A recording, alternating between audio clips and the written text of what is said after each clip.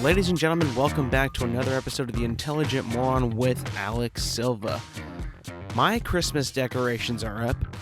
I'm in full Christmas mode. How about you guys? You know, I don't know what it is about this year, or me in particular, but this year I am just feeling it more than ever about the Christmas season. I don't know if it's because I've gotten older, or maybe it's because I feel like it's just something that makes me feel good this year, or what. But this year I'm feeling pretty jolly. I'm feeling jollier than I've ever been before. Last night I just watched for the very first time I watched National Lampoon's Christmas Vacation. I gotta say, and yes, for my very, very, very first time, I watched it. I really enjoyed it. I thought it was super funny. I was not expecting, because I've heard that it's a classic. Everyone sort of loves it, and it's always like talked about as like one of the best like Christmas movies they've ever seen or out there. And I was like, what? I mean, I've never seen it. It probably won't even have an impact on me if I were to watch it. No, it's pretty good, really good actually. But again, I thought that because I hadn't seen it, you know, at least in its heyday, not when it came out, but like when it was like super popular back then, that, or even before, after that, I would not have been, find it entertaining. Nah, it still holds up. It's a very funny movie. It's got funny characters, funny moments, and it's super funny. If you haven't seen it, checked it out, I think that, you should give it a shot. If you're a fan of, especially if you're a fan of like Chevy Chase, it'll probably be like way better than you thought it would be. Definitely holds up. The comedy in that movie is still top-notch comedy. I think if you're going to go with Christmas movies, though, one of the best Christmas movies I think that still is out today has got to be, aside from the obvious, right? Aside from A Christmas Story and It's a Wonderful Life, I think that you've got to put Elf in, obviously. I think Elf has, like, morphed into, like, maybe some people's top or even, like, second favorite Christmas movie ever. And I don't think that the creators thought that Elf was going to be as good as it turned out to be, or have as much of an impact on, culture as it did. I mean, just look at the movie, the spaghetti with all the candy and all that stuff, the coffee bit, all that, just him, decorating gimbals, all that, just how much that kind of like is part of like the culture, even still to this day, and even when it came out, how much it affected the culture back then. The costume is just so iconic now. Like, you can't, and it's probably Will Ferrell's like most memorable role is Buddy the Elf, and like he probably didn't think that it was going to be like that big of a hit, but it turns out is like his biggest role ever. Probably I would say like probably in like not even his like best performance, but like his most memorable one has got to be Elf. So you can make the argument that Elf has got to be like a top tier Christmas movie. And you can even say the same thing with the Jim Carrey Grinch. As some people might not like the Jim Carrey performance, or like maybe the tone of the movie being more of a comedy and not like him just being grouchy all the time. I feel like for me, I always see the Grinch now as Jim Carrey, and maybe that's not how it should be, but there's no other way for me to see it. Jim Carrey's Grinch, him being like grouchy but also comedic, is probably like the best combination. And the fact that it's also Jim Carrey giving it that performance of the Grinch even puts it over like, other just iconic performances. Like just the way he moved, walked, spoke, his charisma, his everything about him in that movie is just iconic. Some people probably don't even think that, um, that it's like, it's definitely like the one of like the most like heartwarming holiday stories of all time, right? Like the Grinch itself, not just Jim Carrey's, but even like the original Grinch. Like he's not a big fan of Christmas. He hates it, stuff like that. I'm not even sure like if in the animated, movie or whatever it is it even like kind of like established why he hates Christmas? Like it like I know it says that he hates Christmas with all his heart and it's like all small and shit. But like at least like in the Jim Carrey version, like there was kind of like a backstory of why he's not a big fan of Christmas. And that, you know, being in the movie kind of like really like, gives it a motivation of why he hates it. And when, spoiler alert, when he does end up loving Christmas, it just kind of leaves you with an impact. It's also relatable. Some people had things happen to them in real life is why they hate a certain holiday or a certain day or whatever. And that can be relatable, and not just like, the holidays, but, other things. And that's like, oh yeah, you got to learn how to see the light in these things. And, maybe people come along in your life. In this case, for the Grinch, it was Cindy Lou who showed him the light. And he's like, yeah, I'm a Christmas guy now, and it's just like, hey, that's heartwarming. That's what I like to see. That's what I like to feel, the Christmassy warmth. And I don't know if it's also because when it's cold outside, you tend to stay inside more and not go out as much. And then you're with your family and your friends more. It's just like it brings that out of you, It really does. Like just feel, especially this year, I just feel more merry, more jolly. Maybe I'll I don't know, spend a lot more on people this year.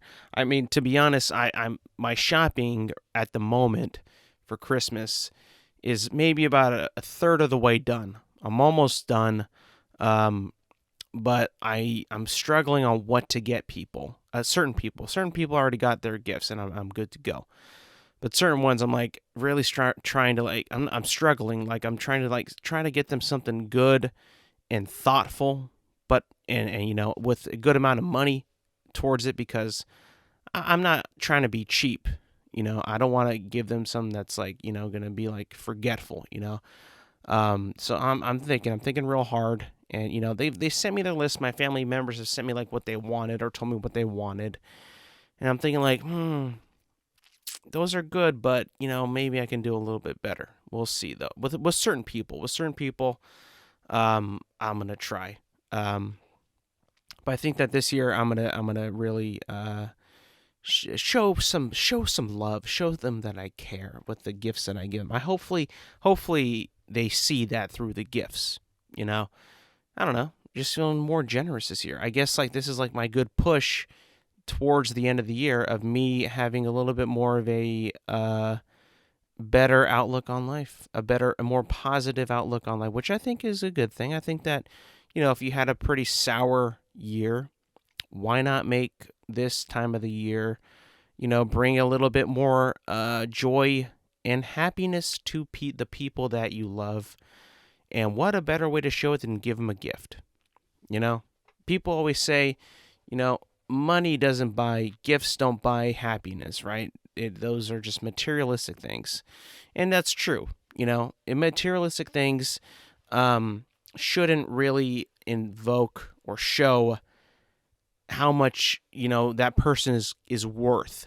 But the act of somebody actually getting that thing for you is, I think, enough to invoke or to show that person cares about you, right? The thing itself is nice and all, but the fact that someone went out of their way to get that for you, to make you a little bit more happier, or to get you something that you needed, that I think is the core ideal thing that we look at when we receive gifts, or what we should be looking at is that person went out of their way or made the extra effort to get you X thing. And,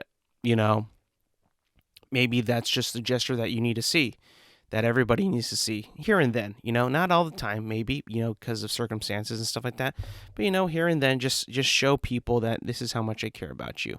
And I think that, obviously I said that we shouldn't be about, liking materialistic things like that, but we're human beings.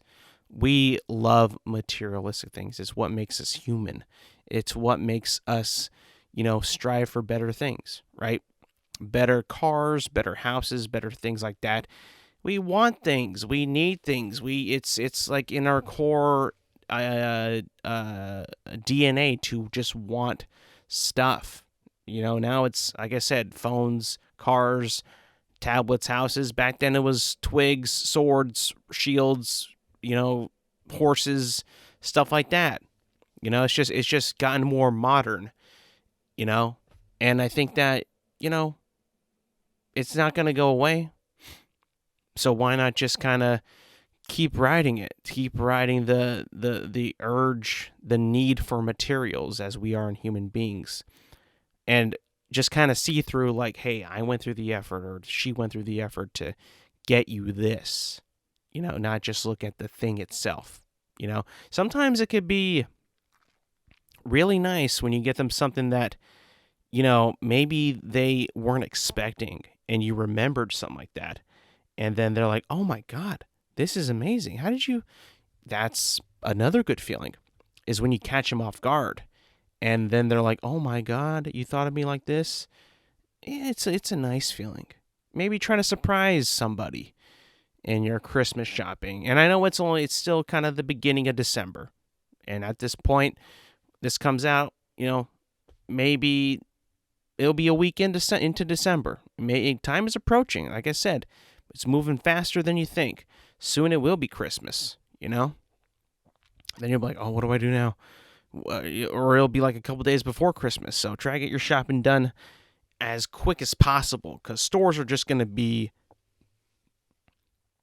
absolutely just packed. Stuff is going to be flying off the shelves. I was doing some shopping online earlier this week, and my God, some of the delivery times windows are getting shorter or not shorter, but closer and closer to actually Christmas. So good luck out there. I mean, again, we don't have robots just delivering these packages 24/7. These are people too, and they have lives as well. So we got to keep that in mind, that, hey, Amazon isn't run by AI and robots. They're run by people, even though that it's not even Bezos. Even though Amazon would be like, we got to go. I mean, it's just not possible with people at the helm, And that's just, we got to keep that in mind. These people have lives too. They can't just keep delivering all the time. They got to go home to their families, eat, sleep, do all that stuff. Cherish it as long as we can, because eventually we might have robots and drones and AI delivering our packages, and that might be, cool, but also you lose that human touch, which at the end of the day, it makes everything better if you think about it. I mean, we can get stuff delivered, we can have robots drive our car, but at the end of the day, the human craves the human touch and that human connection. Is actually pretty cool, because speaking of human connection and people coming back and like almost like from the depths, I was watching an interview between Adam Sandler and Brendan Fraser, and my God, those guys, Adam Sandler, you can probably say, is like one of the most like iconic comedy movie kings out there.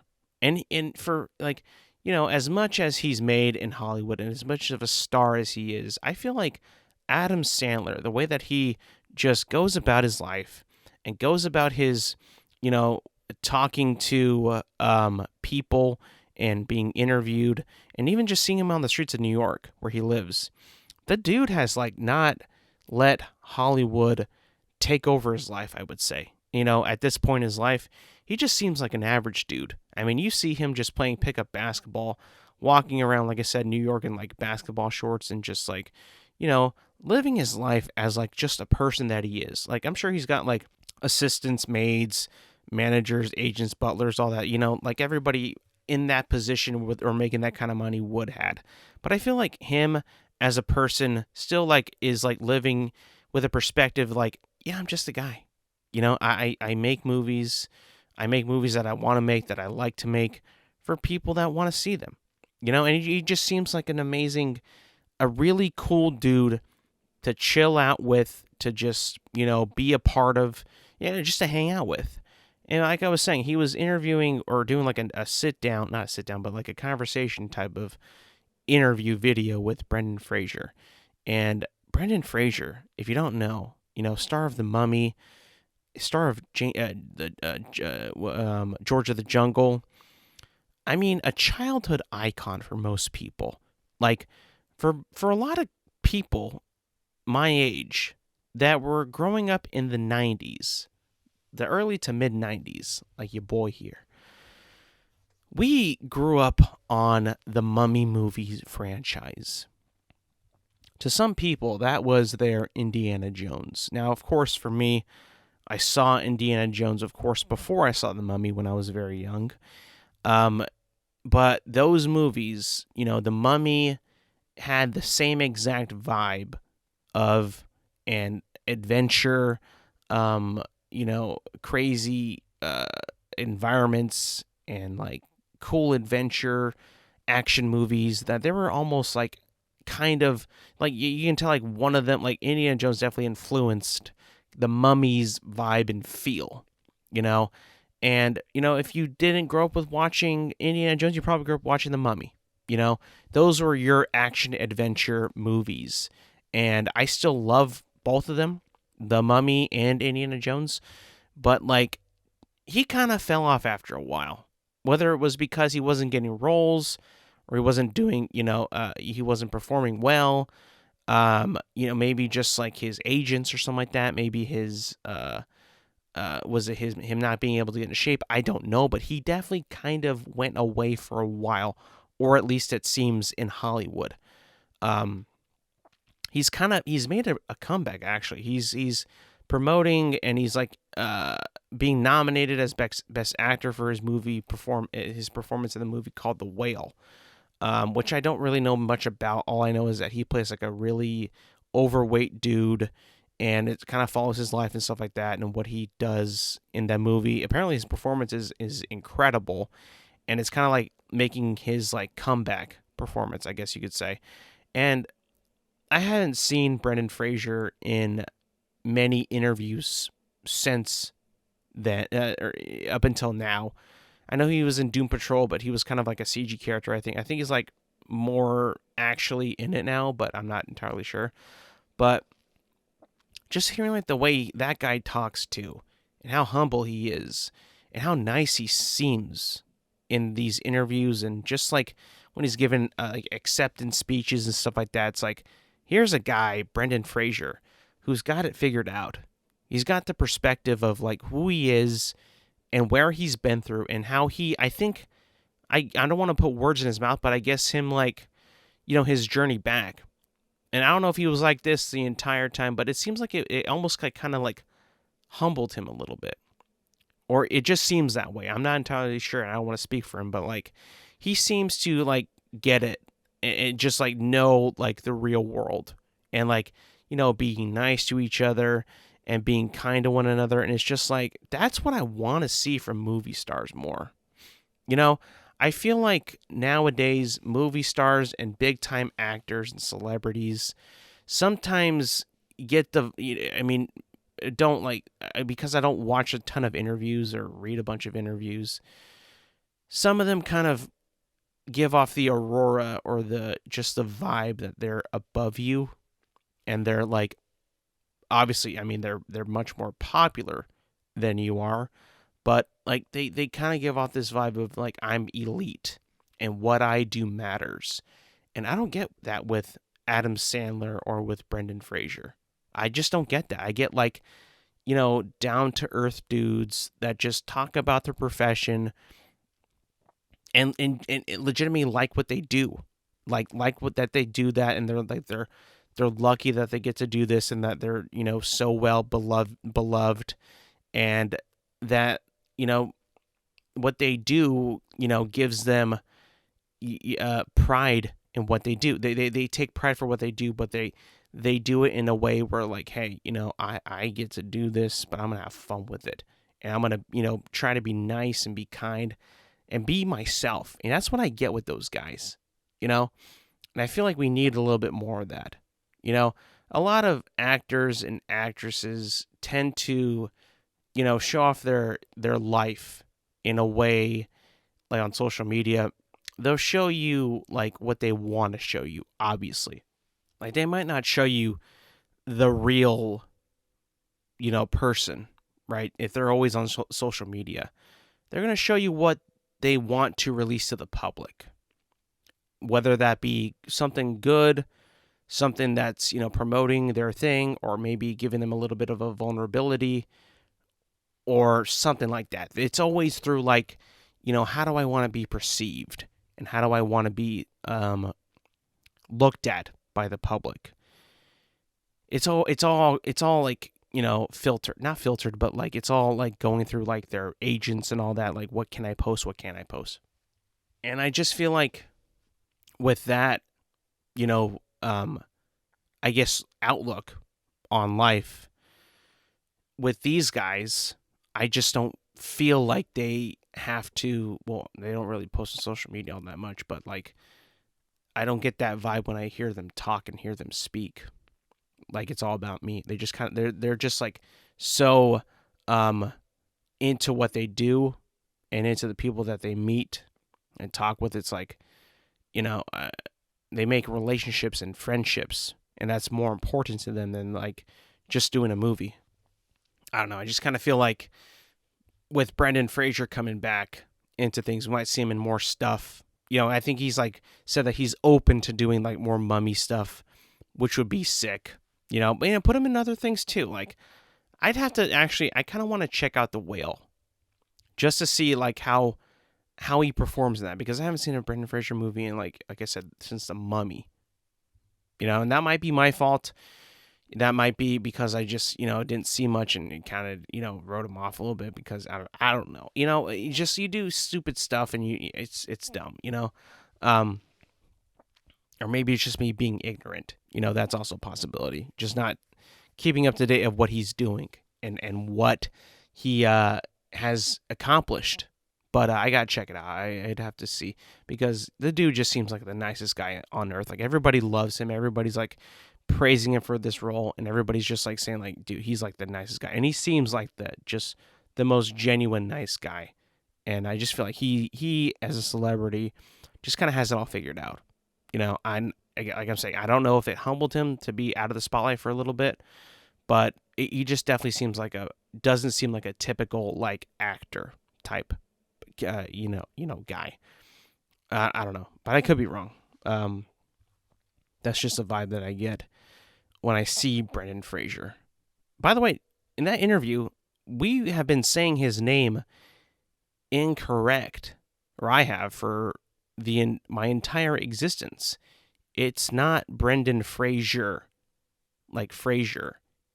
He says in this interview that it's pronounced Fraser, like razor, but Fraser. I got kind of blew my mind a little bit, because I was just like, what? Nuh-uh. Because obviously the show Frasier, right? I'm pretty sure it's spelled the same exact way, but it's not pronounced that way. His is pronounced Fraser, which I've been saying like, why didn't you just say that back in the day? That way we could have. I mean, maybe he has, maybe he hasn't, but it just kind of shocked me in this interview that I was just watching that this guy. Apparently, we've been saying his name wrong for all this time, And I remember when Adam Sandler actually said Fraser and not Frasier. He's like, "Oh, it feels so good for someone to say it right." But I don't know. Maybe we ought to start doing that. We need to do that more often. There's so many. Actually, hold on. That's something that I kind of wanted else to talk about a little bit. You guys know that I'm a big NFL fan, and I love watching the NFL. And obviously, some of the best players in the NFL on the offensive side, and even the defensive side, are the Kelce brothers, Travis and Jason Kelce. Kelce is spelled, their last name is spelled Kelce. And I heard like last year, I think, that someone said I can't remember if it was either Travis or Jason, or even if it was just like a rumor or something like that. But someone said that it was actually pronounced Kels and not Kelsey. And I feel like it's so hard to go back on that and to call him Kels, because it just sounds better when you have when Travis Kelce scores a touchdown. It just sounds, when you say his name in a highlight or even just like in an interview, Kelce, it's just like, it just sounds better. Touchdown Kelce, or Mahomes to Kelce. Like, it makes more sense, I feel like, because you don't say the name of a celebrity as much as you would say an athlete's name in their profession. Well, obviously Brendan Fraser is an actor. You don't just say Brendan Fraser in the movies, right? He's not Brendan Fraser in the movies. He's playing a character. But in sports, they say it in every game multiple times every time. Like when they talk about Travis Kelce in like highlights, when they talked in during the game, it's always said Kelce, Kelce, Kelce, Kelce. But, and I'm thinking, like, if you're Travis Kelce and it's like, no, it's Kels, like, wouldn't you tell them that? Because they are saying it so much more times during, throughout your life, How did that not get through to the reporters, the play-by-play analysts or commentators? How did that not get through? Like, how did this get... I mean, they have interviews with these guys, like, before every game. I'm sure, like, one of them would say, hey, it's actually Kels, not Kelce, I guess not. Maybe that rumor is actually bullshit. Or not rumor, but, like, what I heard was bullshit. Maybe it actually is Kelce.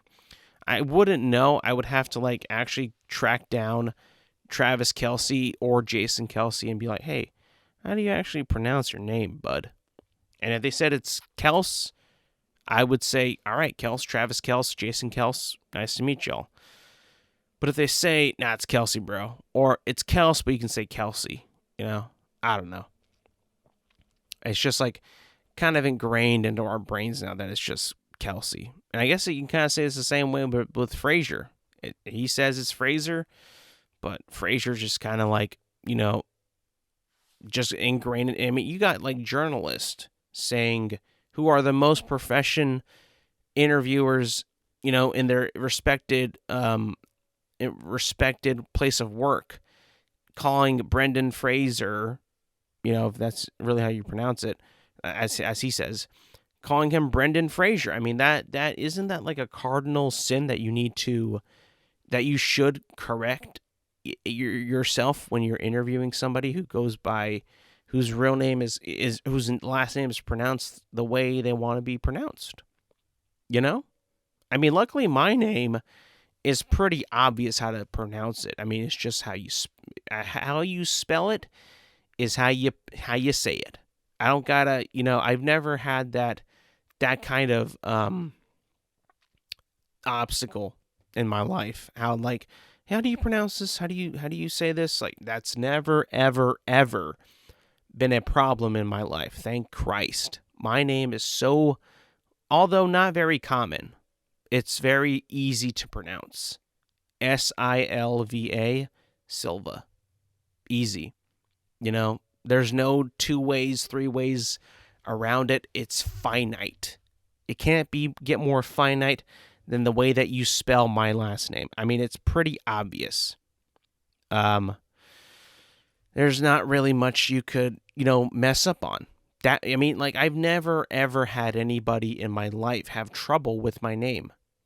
They might be like, I've never seen that one before, but definitely how you pronounce it, never had, like, any actual problem, anyone actually saying it or trying to pronounce it. Thank Christ. I mean, I remember growing up, back then, someone would have a not so common last name, even first name, people having trouble. It would always happen in school, right? And then, like, it would take teachers back then, like, a couple weeks for them to get it right. And I always thought that was kind of bullshit. Like, you're teaching school, you have a degree, you're smarter than I am, yet it's going to take you weeks to get the pronunciation right on some of these guys' names? I call bullshit on that.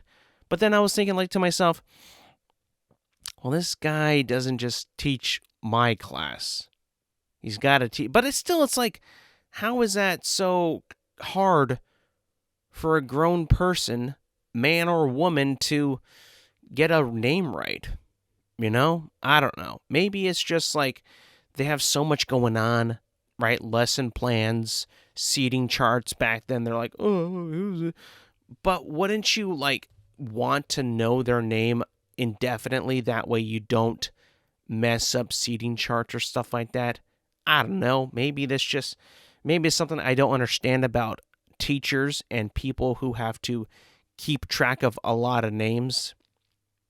I don't know. Maybe there's something that I'm missing, but I always thought that it's like, it's going to take me a while to learn all your names. How? You have a chart. It's written out there, you know? I don't know. Maybe it's just I just feel like I would never do that. I would never get names wrong that often for that long. It just kind of just feels like someone's not trying hard enough at their job, I would say. But, you know, I'm not a teacher. I probably would be a bad teacher. If I were to think about it, what would I want to teach? How would I teach? You know, Mr. Silva, right? How would I go about my day as a teacher? Would I be able to pass the teacher test to teach an American classroom, right? I don't know if I could, to be honest, because I don't think that the way that teachers teach would be, or at least, again, I haven't been in school in forever, so I don't know how they teach now. Do they just do lesson plans out of a book still? Do they have ideas outside the box? Are they allowed to have ideas? Like, I don't know, but here's what I would do if I was a teacher. Of course, I would learn everybody's name, I think. And I would be like, I am Mr. Silva. You know, we're going to be here for the entire year or semester, and let's get it. Let's get it.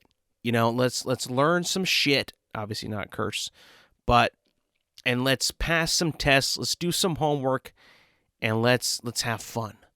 Let's do the best we can. Whatever subject, whether that be English, mathematics, science, history, let's get her done. You know, let's get it, and let's succeed, because succeeding feels good, and winning and passing your tests feels good. You want a good feeling? Let's pass some tests. Let's do some homework. I'm for you. I'm a person. I'm a man. I'm a teacher of the people. I'm not here to please the principal. I'm here to serve you in any way possible. You need me to go over something a fifth time? I'll do it, bro.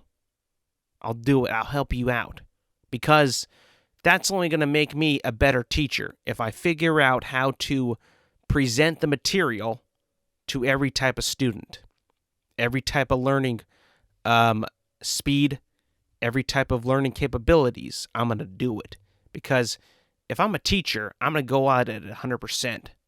And yeah, it might get tough, or along the way. Attendance might be a factor. Some people might need a lot more attention than others, but I'm going to make the effort to do it, because I believe in you, and I believe in your capabilities to learn the material. First of all, if I taught English, I wouldn't make anybody read books. I would make them know how to communicate better in English. Because, let's be honest, in the future, are you going to be writing essays or research papers? Or, do you really want to read Catcher in the Rye? Do you really want to read The Great Gatsby? A book that you'll forget? A book with no actual story? or no good characters. Nah, we're going to read some actual literature. Lord of the Rings, The Hobbit, Harry Potter. We'll have some characters that you could relate to with some good-ass writing.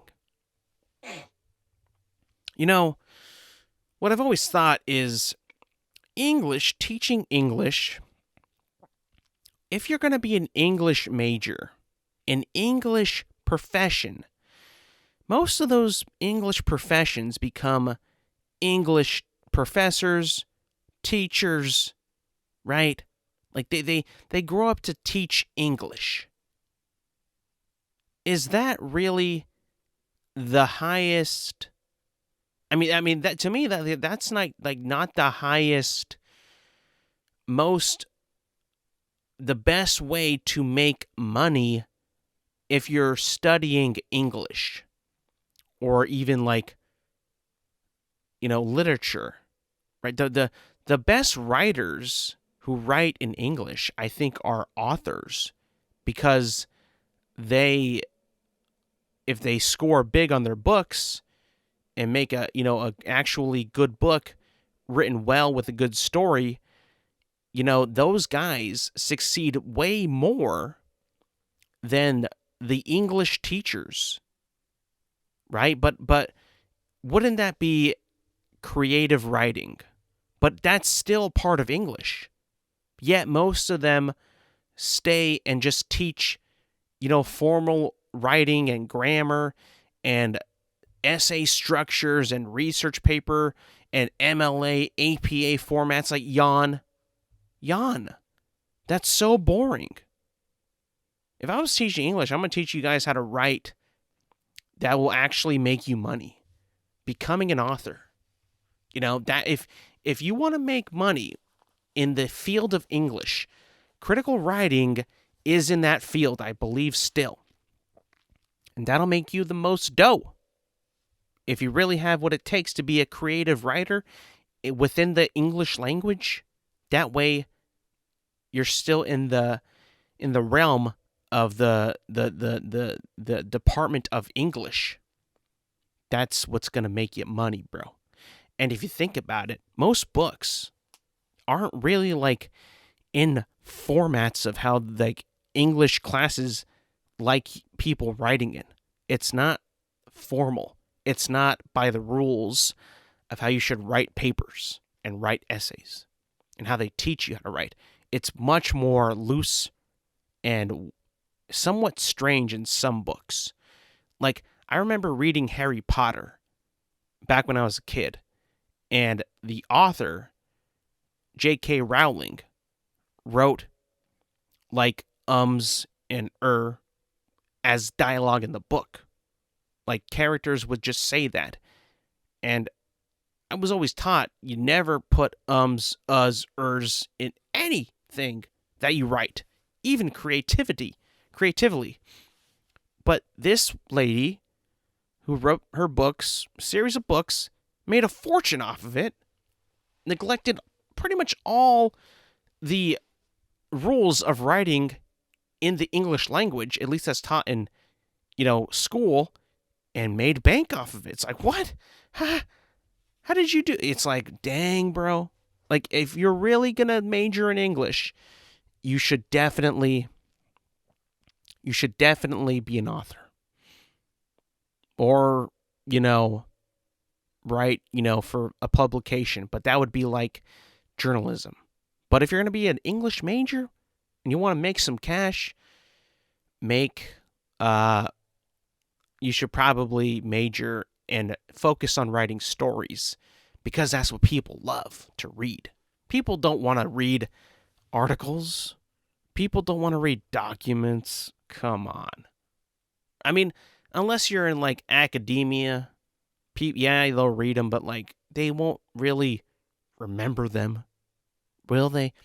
They'll remember stories and characters. That's what people want, man. Come on. Now, if I was a math teacher, that's, I think, where I would struggle the most, because I'm not a big math guy. right? If Mr. Silva was in charge of teaching math, we'd have to just stop at times tables. I mean, we're not even touching pre-algebra. No way, no how. Shit. You know? There's an old meme, an old joke that was spit out like when I was in college. Like once, like someone made a meme or something like that. But it was like once math started adding the alphabet in it, I was done. And that's true. I was done at that point. Pre-algebra, X and Y, what? I'm sorry, I don't follow. I thought we were doing math. That's when I truly checked out of math. Like once that happened, I believe it was the seventh grade. The seventh grade, I was done. Unfortunately, sorry to all my teachers out there that gave their effort and everything they had to. I passed my classes. I passed them all. I had to graduate and shit. But it was so hard. It was so hard.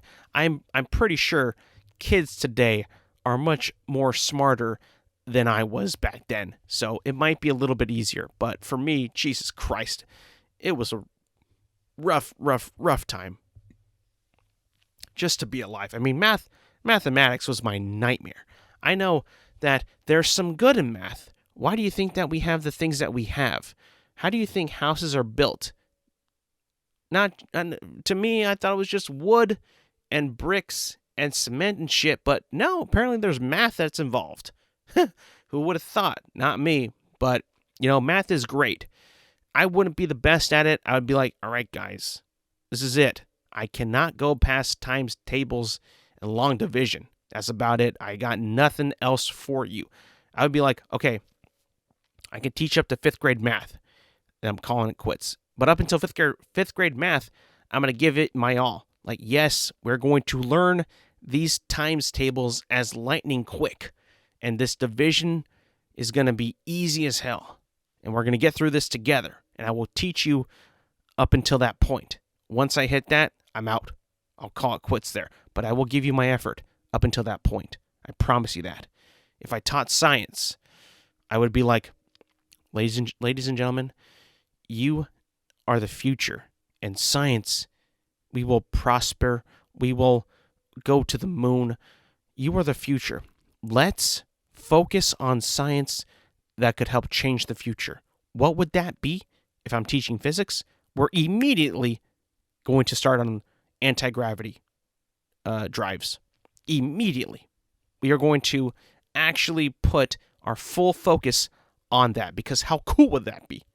I want to see stuff that is in movies and TV shows in real life.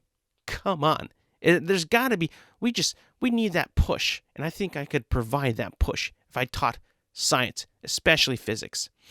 I'd give it my all. Let's actually make a difference in this world. Let's make anti-gravity. Let's make light speed or warp drive travel. That's what I would do as a physics teacher, is I would just strive for that goal. And I would give it my all. I would give it my all the time. If I would teach history, I would solely focus on World War II. And that's it. That's all my knowledge of history goes to. I don't want to teach anything more. That's all I would want to do. Because that time period is so rich in history and stuff that we don't even know about. I remember in school, back in the day, I believe it was in sophomore year, when we really dug deep into it. We didn't really get a whole lot of it as I thought we would. We got a lot of D-Day, a lot of that jazz, some Japanese stuff, a little bit during the European campaign, but there's a lot of stuff that I think that we don't cover in American history, especially World War II, that I would want to see more fleshed out. And I feel like if I was a teacher, I would be like, let's dive in. Let's know everything. Why not? Why not know it all? That way we could better shape our minds about what really happened there and see how the world is different now that we know everything, that we know what all happened.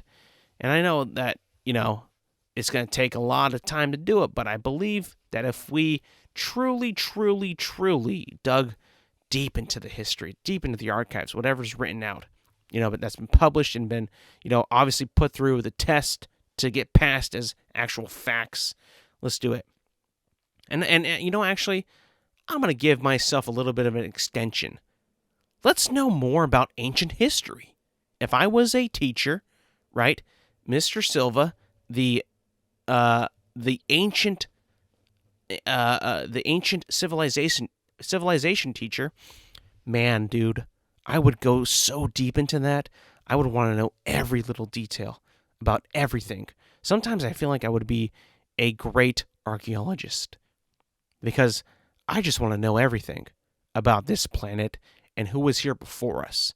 I mean, I just feel like there's a lot that we haven't discovered, if you think about it. Like, what's like the first like civilization that we considered to be the dawn of like modern day civilization, or like close to? I believe it's Mesopotamia is like the number one, or like the first one that we teach in school is, I believe, Mesopotamia. But is there something before that? We have, I mean, at least when I was growing up, that's what I was taught. It's just Mesopotamia, and then Egypt, and then Greece, and then Rome, and then, so on and so on. But like, was there anything before that? And how sure are we that there might be? I would want to know that too. There should have been a class back when I was in college called Ancient Civilizations. I would have taken that shit within a heartbeat. I mean, I was actually kind of disappointed when I was in college because there was a writing class that was dedicated to writing about dinosaurs. And I heard about it like a little too late for a couple semesters, and I just never had the opportunity to take it. But I was like, dude, man, if I taught that class, that would have been like the best class of my life. And they watched Jurassic Park. They read the book Jurassic Park. I was like, oh, geez, this would have been so much fun. But of course, it was disguised as a writing class. It was like writing 104 or some shit. And then in the description, it was like, about dinosaurs, and then we read books on dinosaurs. It's like, how was I supposed to figure that out? Why not just name the class Dinosaurs 101 or some shit like that? I mean, it's just like, Jesus Christ, what are we doing? Come on. I mean, like, obviously, I think that I would have aced that class, I'll be honest, just because of my love and my passion for dinosaurs. But, like, honestly, I missed out on a golden opportunity to have fun in college and take that course. Now, with my passion, my burning passion, and my strive, I think that I would be a pretty damn good teacher. I might not assign a lot of homework. I might not assign a lot of tests, but I will teach you about stuff. And I get it, the school systems require you to show proof that the kids are retaining knowledge. So they got to assign homework and assign tests and assign papers and exams and all that bullshit. That's where I probably might fail, because I would be like, how do I even make a test? How do I make a paper? What do I do? What do I assign for homework? And what would meet the requirements of this being considered homework, a test, an exam, a paper? I feel like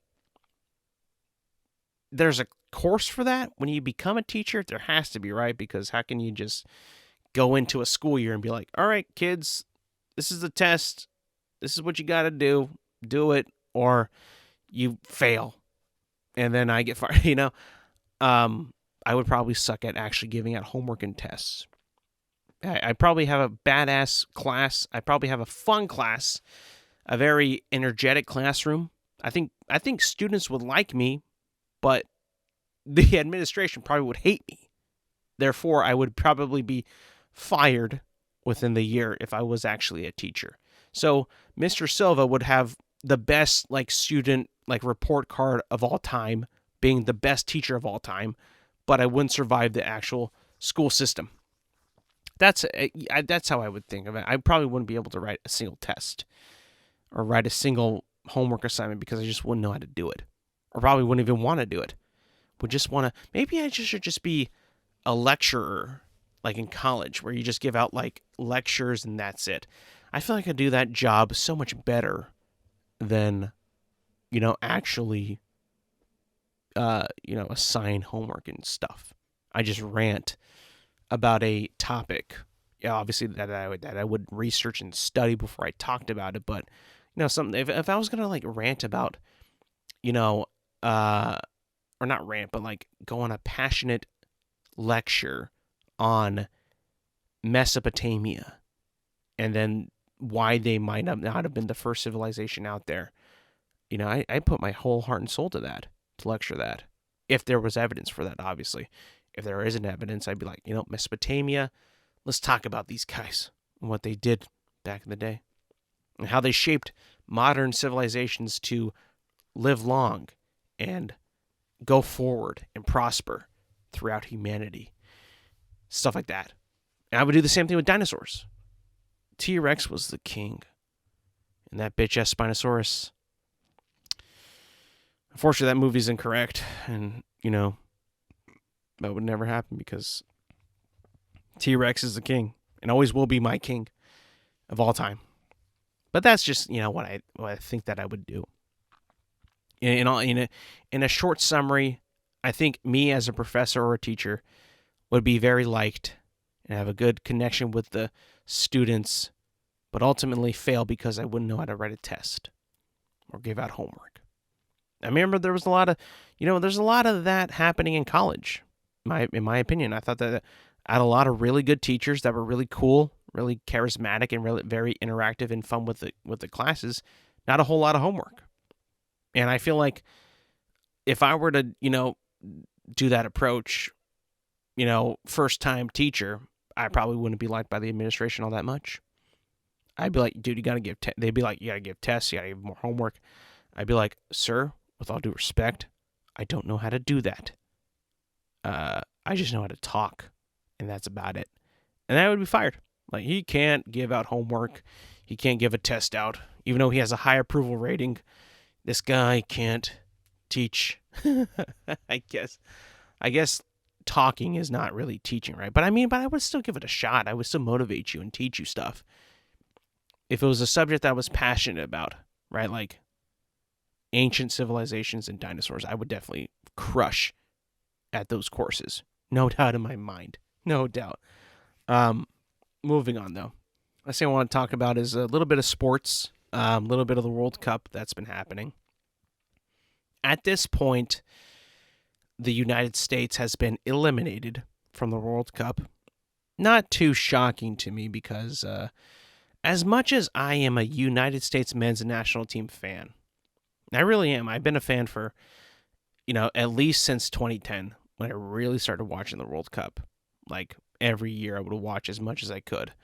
Obviously, these games being played in Qatar, the time zones are just not in my favor. They're early. They're when I'm the most busy.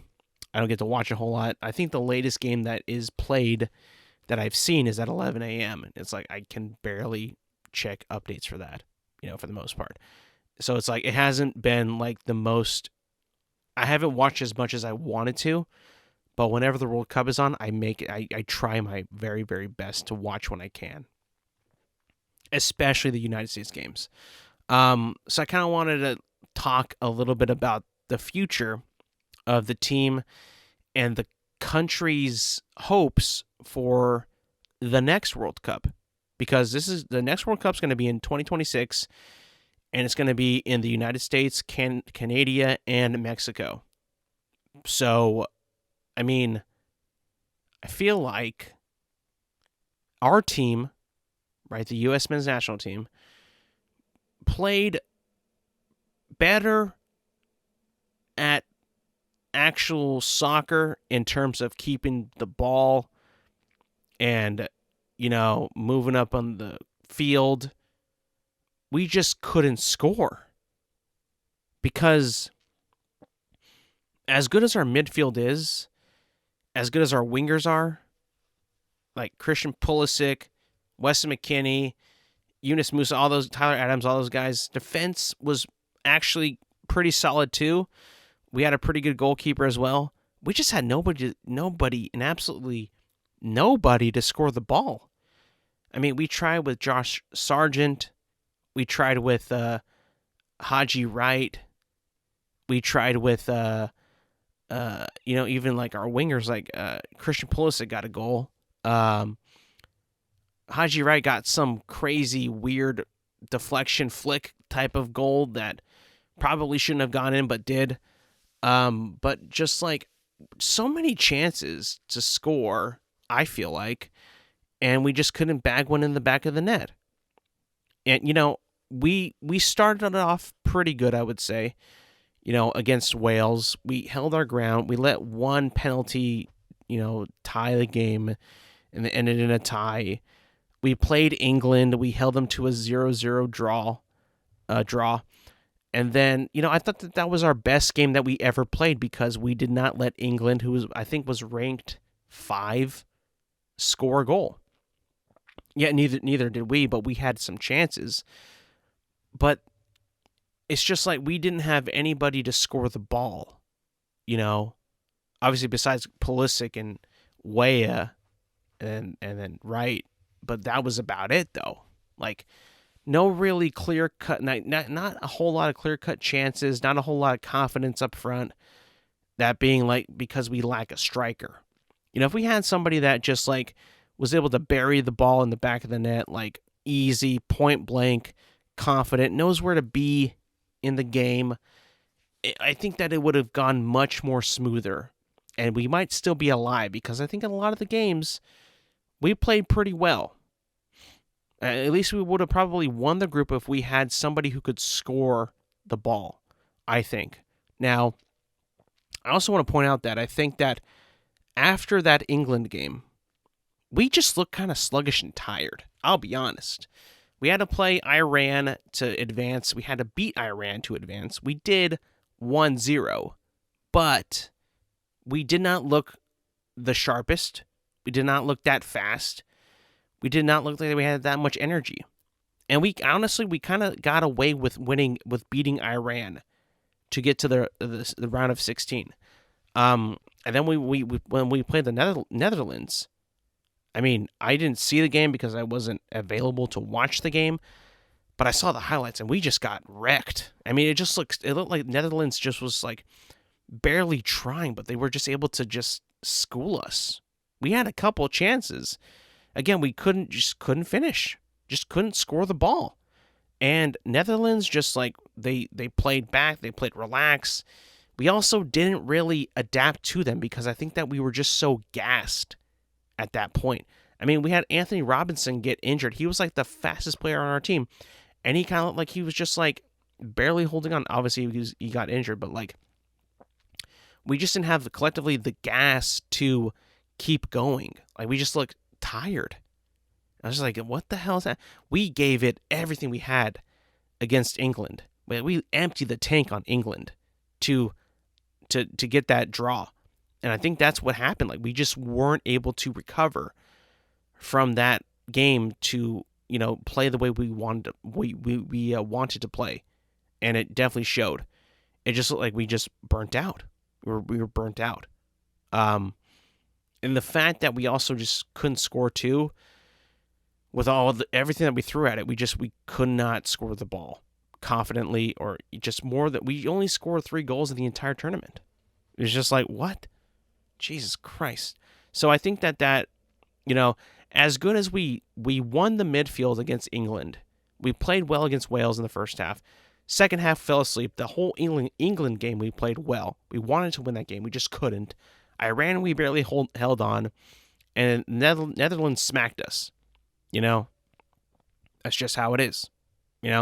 I really do think that England game just spent us. We were just mentally drained, physically could not recover, and then the Netherlands just had their way with us. And that was it. We couldn't adapt to the way that they played, and we just looked like very naive, and like we all of our training and tactics just went out the window, and we just couldn't do anything. So I would say that this World Cup experience has been, we have never looked more like we know what we're doing, like confidently. Like when we're on, I feel like we're on. Like we match up with the best of the best. Like we were matching up punch for punch against England. We were. I mean, if you watch the game, the highlights, we were matching up to those guys for real. You know, we were outplaying them. We were faster than them. We kept the ball more than I thought we did. I think at the end of the day, like the possession was like 50 something to England to our 40 something. Like it got better as the game went on. We were able to keep the ball a lot more than when the game went on. So we were matching them like punch to punch, and like after that, again, just went downhill. We need more consistency. We need more endurance, and we need more discipline. I feel like if we get and we need strikers to score the ball. If we get those things, discipline, consistency, and a striker, I think that we'll actually be a pretty damn good team when 2026 rolls around.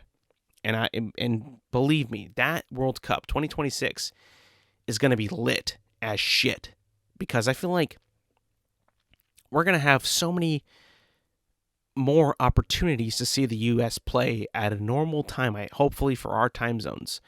And that World Cup, believe me, is going to blow up. It's going to like just blow the top off. I believe. I hope so. Because we were really into this new team. The buzz was like they're young, they're new, they're hungry, they want to play, and they were for the most part.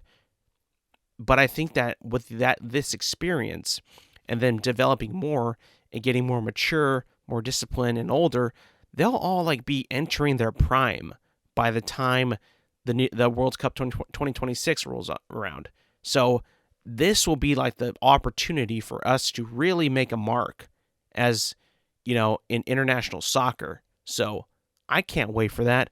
I loved and appreciated the effort in this World Cup, but we just aren't there yet. I think we're closer than we've ever been before to like actually knocking off a giant in international soccer. Like we're that close.